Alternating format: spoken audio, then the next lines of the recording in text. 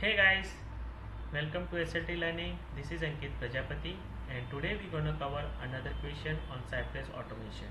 Okay, so far in our channel that we have covered almost each and every tools and technologies. I will just say to put in an automation interview. You can refer the API related testing interview questions, Selenium, then TestNG, then Playwright. We have created the complete playlist for each and every topics, and we are expanding, like we are creating more topics like that way, and that is the one of the things that we are starting with the Cypress now. Okay, so if you are applying for an automation interview, I will suggest just go through our YouTube channel, where you find all the most commonly asked question by the big company like TCS, Essential, the Wipro and all those things in a different round of interviews, and you can prepare by yourself and you can make a good impact on your interview.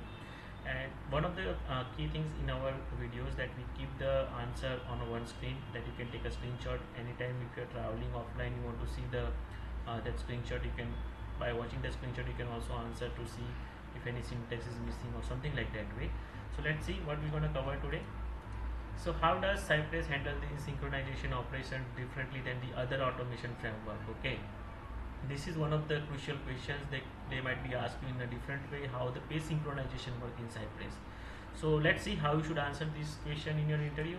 So Cypress is quite unique compared to the other like Selenium, Playwright and other automation tool to handle the asynchronization operations. When I just say asynchronization operation, means how your operation, like how the sequence of your all the actions that you provide in your automation script is gonna handle by the framework. Okay, so sometimes in Selenium, right, what will happen if you do not provide the proper weights or the sleep or explicit weight, then at a time, like if you have the couple of commands in your test script, if you execute your test script, it straight away run all the commands through away, right? So sometimes it's not, if it has not load the page, it will give you the element not found kind of exception, because before loading the page, the second command had executed and it try to locate the element, and that kind of situation will happen when you do not provide the proper weights in asynchronization operation.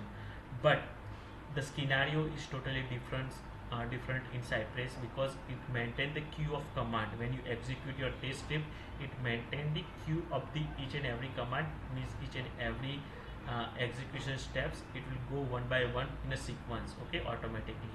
And that is where somewhere the concept of auto waiting will come into the picture in Cypress. Okay, so command queue means chaining of the command. Okay, so in Cypress, every command like cy.get, cy.click, cy.request is synchronizations by Cypress, does not return a promise, it build internal command queue. So suppose if you are doing something, right, let's suppose cy.get, username type Ankit, cy.get password type 1234 and cy.get login.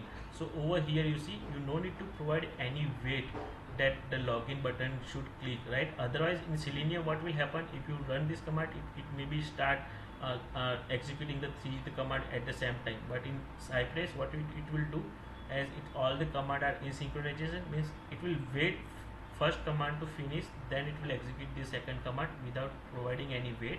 That is the concept of auto waiting. Okay, and this is how it built the internal command queue. Okay, so command queue and chaining, that is one of the reason and how it handle the synchronization operation in a Cypress.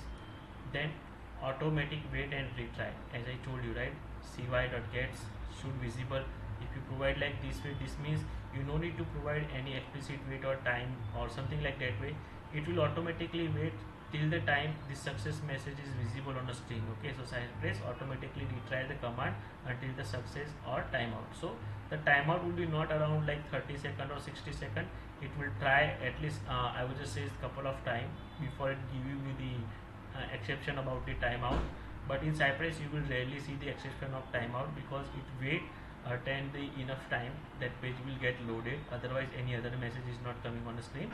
And make sure the whatever the element you are trying to get, it should be visible on a page before performing the other operation. Okay, then synchronized looking syntax means in a Playwright, right, if you see, if you compare, why I am comparing the Playwright and the Cypress, because these are the two commonly used and the syntax will somewhere match up, because in Selenium we have totally different concept, explicit weight, implicit weight and all those things. But Playwright and Cypress, we can little bit compare how it's gonna be work. Okay, so even though in a Cypress asynchronous under the hood, the the test looks asynchronous because Cypress resolved command in order. Okay, so in order that means 1 2 3 4, so first, second, third, like that way.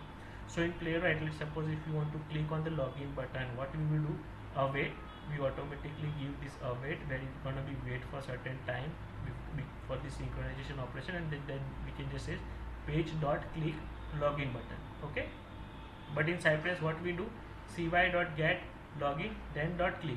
So syntax, if you see the syntax wise as well, this looks very synchronization, like we would say cy.get, first get this element, then .click, then perform click, but over here it looks a little bit different. Okay, then for explicit access. Okay, so if you actually need access resolved value, okay, like a response body or element tag, something like that way, then in Cypress you can give then, like this is a generic Jenkins kind of station text, right? So what you will just is cy.get username, then this element, right?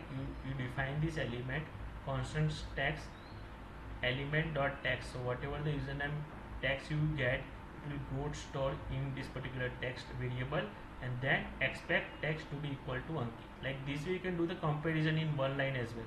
So first what it will do, cy.get username, then what actions it need to perform, element text you need to fetch, to it provide the variable, and this is the how you can provide the variable, and then element doc text. So whatever the locators it has, it contain over here. So locator dot text, and whatever the text will contain, it will store over here in this variable text, and then it will perform the comparison, the assertion over here, expect text to equal to Ankit. Okay, so then for the explicit access of the any variables like the response body or the element text, like that way. Okay, this is another way you can handle the synchronization operation and perform the validation together in Cypress. Then no mixing with the native promise. So suppose one major difference in Cypress is Cypress command and JavaScript promise does not mix up directly.